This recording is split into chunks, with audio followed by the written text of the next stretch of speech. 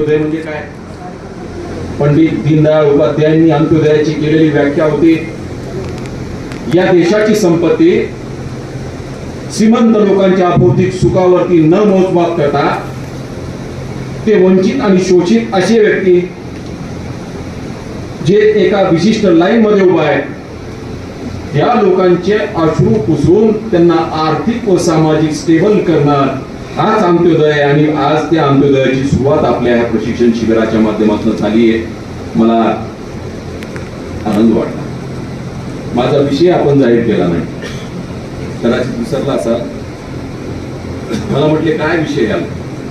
मी म्हटलं पंडित दीनदयाळ उपाध्याय यांच्या अंत्योदयापासून कार्यकर्त्यांची सक्षमीकरण योजना, या बाबतीत कुणी बोलायला तयार नसतं. भारतीय जनता पार्टीच्या कार्यकर्त्यांना नैराश्य तेव्हा येतं जेव्हा अनेक जण येतात, मोठे होतात आणि दुसरीकडे जातात. ही काही पहिली वेळ आहे का? स्वर्गीय मुंडे साहेब असताना बीड जिल्ह्यामध्ये अशा अनेक वेळा बरेच लोक आले, इनकमिंग झाली, आउटगोईंग झाली. पण भारतीय जनता पार्टी जगामध्ये सर्वात मोठा पक्ष यासाठी आहे, हा पक्ष व्यक्ती केंद्रित राजकारण करत नाही, हा पक्ष विचारांचा वारसा घेऊन चालतो. म्हणून इथला कार्यकर्ता हा पंतप्रधान होऊ शकतो. पंडित दीनदयाळ उपाध्याय, स्वर्गीय अटल बिहारी वाजपेयी, दैनिक पांचजन्य असू द्या किंवा दैनिक स्वदेश असू द्या, त्या दोन्ही पेपरचे संपादक म्हणून ते काम करत होते.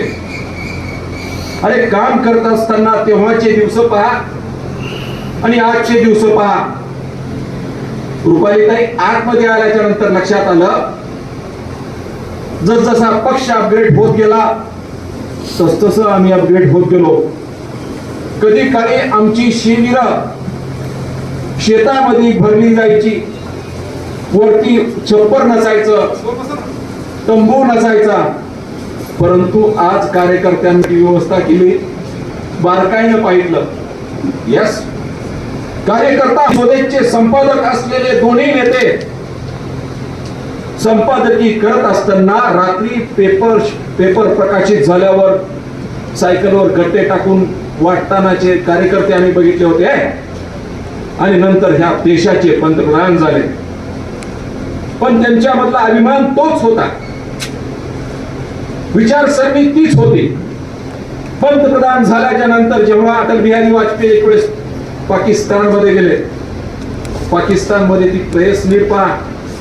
पाकिस्तानचे पंतप्रधान एका बाजूला, अटल बिहारी वाजपेयी एका बाजूला.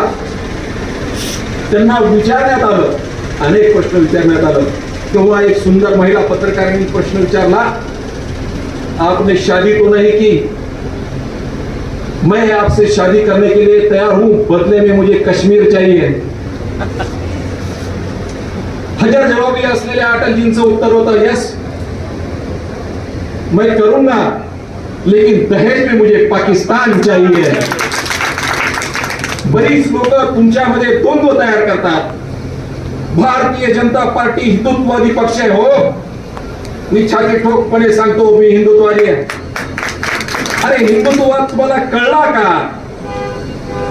अनेक आक्रमण या देशावरती झाले, या सनातनी संस्कृतीवरती झाले, नालंदा सारख्या विद्यार्थ्यावरती झाले, पण आमची संस्कृती नष्ट होऊ शकली नाही. त्याचं कारण आहे हिंदुत्ववाद हा विचारसरणीतला आहे. हिंदुत्ववाद हा सहिष्णुतावाद आहे. हिंदुत्ववाद ही फार मोठी व्याख्या आहे, ती तुमच्या समजण्याच्या पलीकडे आहे. आज दुर्दैवाने जाती जातीमध्ये भांडण लावून हिंदुत्ववादाच्या या व्याख्येला छेद देण्याचा प्रयत्न करत आहात बरेच लोक. योग्य वेळेला प्रशिक्षण शिबिर होत आहे. ही आमच्या मनामध्ये कॉन्ट्रोवर्सी चालली, हा या जातीचा, हा त्या ओबीसीचा, त्या याचा. मला कोणी नाव ठेवू शकत नाही, माझी जात माझ्या पोराला सापडली नाही. मगाच्या भाषणामध्ये मी सांगितलं, परवा माझ्या नववीत गेल्यानंतर मुलाला कोणीतरी काय माहित नाही मला विचारलं, मला तथा तुमची जात अशी अशी आणि आईची तशी तशी. मी मराठवाड्यात राहतो म्हणून तो म्हणला की तथा तुम्ही मराठा आहेत, आई अशी अशी. मी त्याच्याकडे थोडा वेळ बघत बसलो, म्हणलो याच्या मनामध्ये जातीचा अलग कुठून पाया त्याच वेळेस बोलतो. म्हणलं बाळा, आज हा विषय निघालाय. अरे या देशाचा पाया, या देशाचा अभिमान हिंदू आहे. प्रथमतः आपण हिंदू यापुढे जातीचा विषय कधी काढू नका, ही पेरणी झाली पाहिजे, लक्षात घ्या. हिंदुत्वाच्या विषयावरती आल्याच्या नंतर बरीच लोक म्हणतात हिंदुत्वाचा अभिमान निश्चित आहे, पण आम्ही इतर धर्मियांची कधी प्रार्थना करत नाही. आम्ही एकच सांगतो, धर्म हा चौकटीच्या आतमध्ये असला पाहिजे. तो हिंदू असो, मुस्लिम असो, ख्रिश्चन असो, बौद्ध असो, ईसाई असो. ज्या ज्या वेळेस राष्ट्रावर संकट येताना त्यावेळेस एकच धर्म असला पाहिजे, राष्ट्रधर्म. भारत माता की जय, वंदे मातरम. आम्ही मानतो ना. ज्यावेळेस कुणी असं म्हणेल त्यावेळेस त्यांना सांगा आम्ही तुम्ही प्रॅक्टिकल बोलतो कस काय. अरे आम्ही ज्यावेळेस आमचा धर्म मानतो, आमचा देव मानतो, आमचा देश मानतो, पण ज्यावेळेस आम्ही समाजामध्ये जगतो त्यावेळेस डॉक्टर बाबासाहेब आंबेडकरांचं संविधान मानतो. समोर त्याची वाचा बंद होईल, प्रश्न बंद होईल. देशाची दिलेली घटना समाजात जगत असताना ही मोठी आम्ही स्वीकारणार आहे. धर्म आणि रिलिजन ह्या दोन गोष्टीवरती स्वर्गीय दीनदयाळ उपाध्यायांनी सांगितलं होतं, त्याची व्याख्या केली होती. धर्म आणि रिलिजन मध्ये काय फरक आहे? धर्माबानी तो असला पाहिजे ज्याला देशाचा अभिमान आहे, मजहबचा नाही, रिलिजनचा नाही. स्पिरिच्युअल आमचा धर्म आहे. आमचा धर्म काय? स्वर्गीय दीनदयाळ उपाध्यायांनी सांगितलं होतं, प्रकृती, विकृती आणि संस्कृती किती तिन्ही पूरक नाही आहेत, एकमेकाच्या विरोधात असलेल्या गोष्टी आहेत. माझा विषय कार्यकर्त्यांचं सक्षमीकरण या विषयी आहे. मी त्या मूळ मुद्द्यावर येतोय. तुम्ही म्हणाल प्रकृती, विकृती आणि संस्कृती काय? प्रकृती ती जेव्हा आता आम्हाला भूक लागली, पोटात आग पडली तर आम्ही आमचं जेवण करायचं. इट्स नॅचरल प्रोसेस, नैसर्गिक आहे. पण आमचं पोट भरलं असताना देखील दुसऱ्याच्या ताटातून काढून घ्यायचं ही विकृती आहे, जे भ्रष्टाचार करतायत. परंतु हिंदू धर्मियांची व्याख्या बघा. अरे जी लोक राम मंदिरावरती बोलतायत त्यांना सांगा 500 ते 1000 कोटी रुपयाचा टॅक्स राम मंदिराच्या माध्यमातून आम्ही भरलाय. हा देशाभिमान आहे, हा देशाचा विकास आहे, त्याच्या पायामध्ये आमचा सहभाग आहे, लक्षात घ्या. असं घडतं कधी? असं घडतं कधी? मी तिसरी गोष्ट सांगतो, प्रकृती म्हणून नॅचरल आहे, जेवण लागल्यावर भूक लागल्यावर खायचं, बिस्कुटून घेणारी विकृती. परंतु स्वतः उपाशी असताना इतरांच्या ताटामध्ये अन्न देणारा तोच खरा संस्कृती. आणि हिंदू धर्मियांची ती सगळ्यात मोठी संस्कृती आहे. ती अखंड हरिनाम सप्ताहाच्या माध्यमातून असू द्या, स्नेह संमेलनाच्या माध्यमातून असू द्या, किंवा एका धार्मिक मेळाव्याच्या माध्यमातून असू द्या, आम्ही पाळतोय. आम्ही आक्रमक नाही आहोत, आम्ही इतर धर्मियांवरती अन्याय करत नाही आहोत. परंतु या प्रभावामध्ये जिल्हाध्यक्ष नाही आहेत. तुम्ही भारतीय जनता युवा मोर्चे बीड जिल्ह्यातल्या बऱ्याच लोकांना वाटतं की ज्या ठिकाणी आपले आमदार नाहीत, काय नाहीत, आपण ते विरोधी पक्षात अजिबात नाही. मनातून काढून टाकायचं. सत्ता ही साधन नाही, परंतु कार्यकर्त्यांच्या कामासाठी निश्चितच ती साधन आहे. या ठिकाणी आलेल्या प्रशिक्षण शिबिरातील सर्व कार्यकर्त्यांना विनंती, सत्तेतला प्रत्येक घटक, प्रत्येक योजना, विकासाचा प्रत्येक निधी प्रत्येक गावात आणण्याचा उद्देश मी ठेवलाय आणि तो आणणारच. त्यामुळे तुम्ही लाजू नका. बरीच मंडळी होती, साहेब तो विरोधी पक्ष आहे. आता केनेकर साहेबांचं परवा मी मंजरतच्या विकासासाठी भेट द्यायला गेलो होतो. डेपेगावला माझी गाडी अडवली, साडे चिंचोलीला वगैरे गेलो आणि सांगितलं साहेब विकास होत राहील. म्हटलं काही मागायचंय नाही, विकास होत राहील म्हणून. परवा एक मयत झाला त्या ठिकाणी, त्याचा अंत्यविधी करण्यासाठी आम्हाला याच्यावरून पाऊस सुरू होत आहे. मी पक्ष जात धर्म काहीच पाहिलं नाही कुठल्याच. ताबडतोब संजय केनेकर साहेबांना सांगितलं, म्हणलं आतापर्यंत तुम्हाला मी सीएम रिलीफ फंड असुद्धा ह्या माध्यमातून मदत केली. ताबडतोब त्यांनी 10-15 लाख रुपये लगेच पाठवले. 3 दिवसामध्ये पत्र माझ्या वाढदिवसानिमित्त आलं, दिलं. मला एका कार्यकर्त्याचा फोन आला, विरोधी पक्षाच्या हातामध्ये तुम्ही पत्र दिला, तो कार्यकर्ता विरोधी पक्षाचा आहे. अरे मतदान ही होणारी, परिवर्तित होणारी घटना आहे. विचार हे बदलू शकतात. कदाचित काही विचाराच्या याच्यामुळे जातीयतेचा प्रभाव त्याच्यावरती झाला असेल. वरिष्ठ बंधू म्हणून राहिलेले मराठवाड्यातली मराठा समाजांचा काही मनामध्ये आले असतील प्रश्न, पण विचार परिवर्तित जोपर्यंत तुम्ही करत नाही आणि तुम्ही जर आगोला धरला आणि तुम्ही जर अशा पद्धतीने केला तर पक्ष टिकणार नाही. मला काय बोलायचंय तुमच्या लक्षात, माझी विनंती, हे इथलं षडयंत्र नाही बाबा हो, हे आंतरराष्ट्रीय षडयंत्राचा भाग आहे. भारतीय जनता पार्टी हिंदू धर्मियांना एकत्र घेऊन चालणाऱ्या पक्षाच्या ह्याच्यामध्ये जातीचं तेढ निर्माण करून, पक्षातली फूट नाही आहे ही हिंदू धर्मियांतली फूट आहे. थोडं सावध राहण्याची वेळ आहे. मी मुंबईला काम करतो. मला जी लोक कॉन्ट्रोवर्सी करतात त्यांची क्यू वाटते. तुम्ही फक्त धर्म करतात. अरे 2014च्या पूर्वीची घटना बघा. 2014च्या पूर्वीची विचित्र घटना होती. सिलेंडर साठी 15 दिवस लाईन मध्ये लागणारा माणूस, सिलेंडरचे नसलेले रेट वाढले, नसलेले काहीच नाही, कुठे वाढले नाही. पेट्रोल डिझेलचं वाढणार. आणि जगामध्ये किती बघा, बिहारी पाकिस्तान 550 रुपये लिटरचं पेट्रोल आहे तिथं. आमच्याकडे 1 रुपया दिला नाही मोदींनी. हा अंत्योदय आहे. हा अंत्योदय. त्यांना सांगा, जागतिक नेतृत्व करणारे आहे मोदीजी. मोदींच्या विषयी टीका करत असताना धर्माभिमान आहे ना.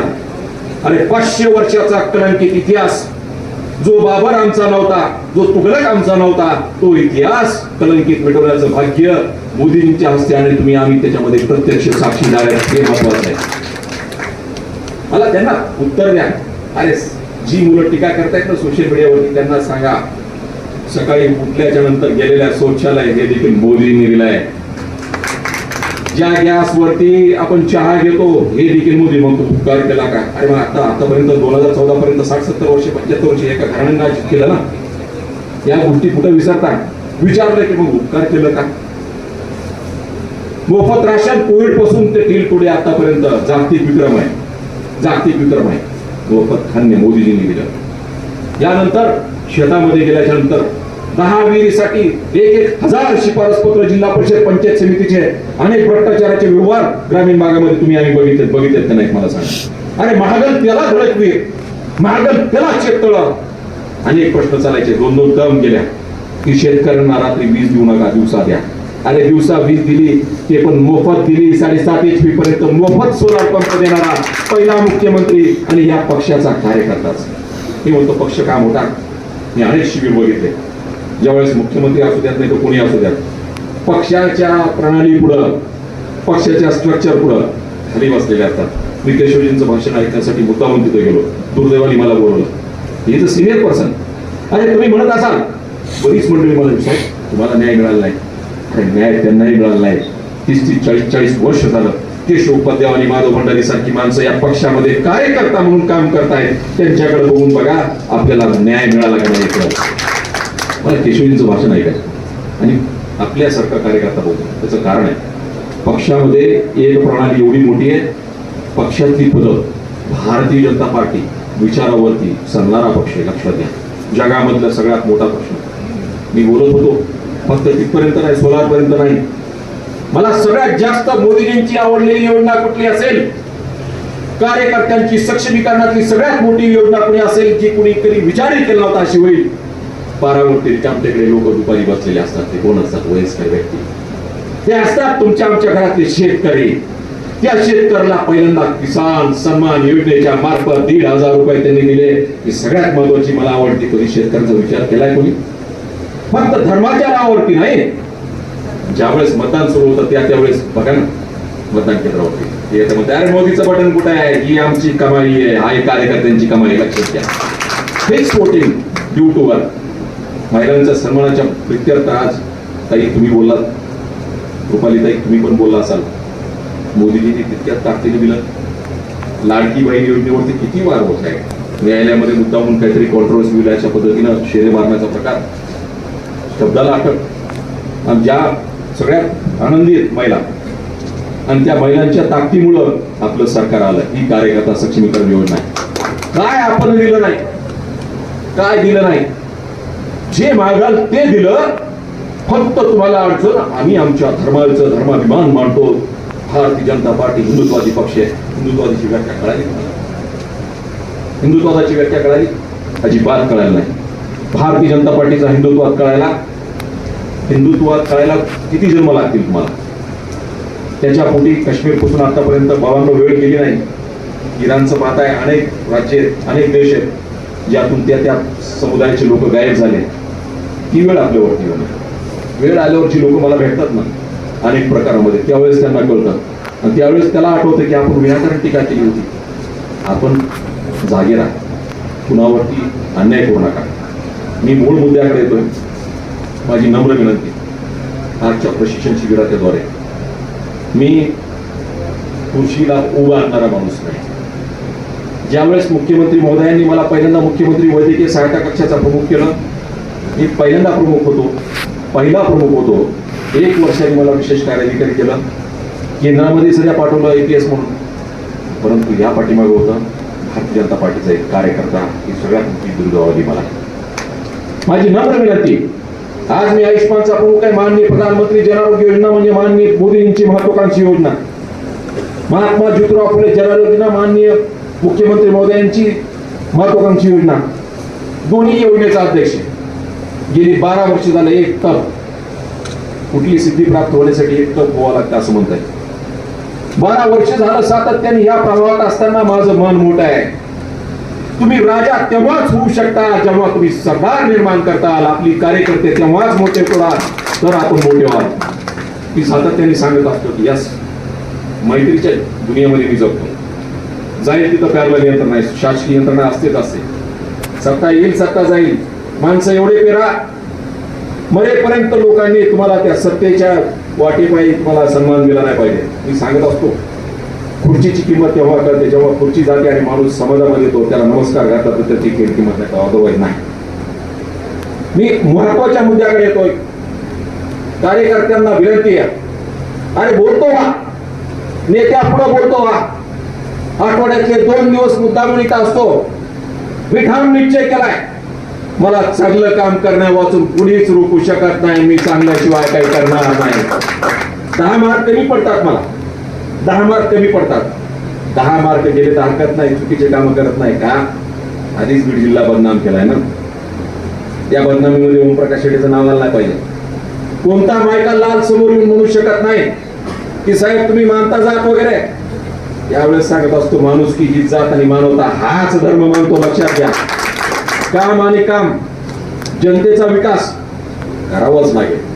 कार्यकर्ते मोठे करावंच लागतील. सुवर्णकाळ आहे विविधाची, हा सुवर्णकाळ आहे. 3 पक्षाचं सरकार असेल तरी भारतीय जनता पार्टी मेजर आहे. भारतीय जनता पार्टी स्वतःच्या बलबुत्यावरती बहुमतात असताना देखील इतर पक्षांना सांभाळून घेत आहे. त्यामुळे इथल्या कुठल्याही नेत्यांचा अन्याय, कुणाचा अन्याय सहन करायचा नाही. भारतीय दुर्दैव वेळ आणू नका, उदारी मागण्या वाचून बोलू देऊ नका. माझ्याकडे या, हक्कानी मागा. विविध चांगले प्रश्न असतील, तुमचे वैयक्तिक प्रश्न असतील, मुलं शिकायला जात असतील. अरे अंत्योदय हाच आहे ना. काय सांगितलं आहे तो अंत्योदय? लाईन मध्ये उपाशी उभा आहे आणि तू मात्र एकदम चांगल्या AC मध्ये जेवण करतोस, हे मला मान्य नाही. मी भौतिक सुखावरती जगणारा माणूस नाही. किती मोठं पद मिळालं तर मला माहिती आहे भारतीय जनता पार्टीचा कार्यकर्ता हा माझ्यापेक्षा मोठा आहे. त्याचं कारण आहे, हा पक्ष विचारावरती चालतो. त्यामुळं मला मोदी यांचं, स्वर्गीय दीनदयाळ उपाध्यायांचं एक आवडलं. PCS नावाची एक्झाम होती जी UPSC आणि MPSCच्या रँकमध्ये होती. प्रोव्हिजनल सिव्हिल सर्व्हिस MPSCच्या रँकमध्ये, म्हणजे रेव्हेन्यू गोळा करण्याचा एखादा मोठा अधिकारी IRS सारखा. त्याच्यामध्ये ते पास झाले नाहीत. पास झाले नाहीत तर गुणवत्तेमध्ये आले. 15 तास एका ठिकाणी पंडित दीनदयाळ उपाध्याय बसले आणि सम्राट चंद्रगुप्त नावाचं एक नाटक रचलं, ज्यामध्ये भारताची गुलामी नष्ट करण्यासाठी इंग्रजांच्या विरुद्ध बंड करण्याचं आव्हान होतं. स्वर्गीय दीनदयाळ उपाध्याय हे नाव ज्यावेळेस आलं त्यावेळेस कळतं की या माणसांनी त्यागाने भारतीय जनता पार्टीच्या जनसंघाचं पहिलं अधिवेशन 1967 साली त्यांनी केरळमध्ये या अधिवेशन चालू होतं आणि त्यावेळेस ते पार्टीचे राष्ट्रीय अध्यक्ष होते. आणि पाहतोय एक दिवशी पहाटे 5 वाजता एक सामान्य कार्यकर्ता उठला असताना ह्या पार्टीचा अध्यक्ष सामान्य कार्यकर्त्यांच्या बुटाचं पॉलिश करताना मी बघितला होता. ही पार्टी भारतीय जनता पार्टीचा अध्यक्ष जरी असला तर ती मानत होती की मी कार्यकर्ता आहे, राष्ट्रप्रथम, वंदे मातरम आणि कार्यकर्ता आहे. त्यामुळं सबका साथ, सबका विकास, सबका विश्वास ही टॅगलाईन ज्यावेळेस चालली त्यावेळेस समाजामध्ये वेगळ्या पद्धतीनं जातीचं राजकारण करून भारतीय जनता पार्टीची जी मोठी इमारत आहे ती रिकामी करण्याचा मनसुबा काही लोक हे करतायत. त्या अशा ठिकाणी अशा लोकांना हे करा. माझी नम्र विनंती. मी एका योजनेचा अध्यक्ष आहे. आपण प्रत्येकाने आयुष्यमानचे कार्ड करा. वेळ कुणावर वाईट येते सांगून येत नाही. बऱ्याच लोकांना वाटतं आपण काय करायचं आणि ऐन वेळेला कार्ड निघत नाही. ही योजना देशातल्या, भारतात, महाराष्ट्रातल्या सगळ्या 12,93,00,000 लोकांना लागू झाली. लाभ घेण्यासाठी आपला राशन कार्ड अपडेट करा, 12 अंकी नंबर अपडेट करा आणि त्याला मग आयुष्यमान कार्ड ताबडतोब जनरेट होतं. ऐन वेळेला बरीच लोक हे कार्ड काढण्यासाठी जातात, कार्ड जनरेट होत नाही. माझी नम्र विनंती, मी मुंबईत जरी असलो तरी मात्र आपला प्रतिनिधी म्हणून तिथं उपस्थित असतो. जेव्हा जेव्हा वाटतं मी माझ्या तिथल्या कार्यालयातल्या शिपायाला सांगून ठेवलंय, बीडची नावं आले की आधी वरती काढून ठेवीत जा, आणि त्यातली त्यात फार मोठ्याने आवाज आला तर समजायचं तो माजलगाव तालुक्यातला आहे, ताबडतोब त्याला आतमध्ये पाठवून दे. आपलं कर्तव्य असतं की आपण जरी मोठे झालो, निश्चित माझी नजर आकाशावरती, परंतु पाय मात्र जमिनीवर असले पाहिजेत. भारतीय जनता पार्टीच्या ग्रामीण मधल्या कार्यकर्त्यांना नम्र विनंती करतो. मला एक जणांनी चॅलेंज दिलंय की मला की तुम्हाला ग्रामीणमध्ये तिकीट घ्यायला माणसं मिळणार नाही. विलासराव हार्ट झाली हो, त्याला म्हणलो तिकीट घ्यायला नाही, तिकीट तर देऊ आणि निवडून सगळ्या ताकदीने आणून दाखवू, काही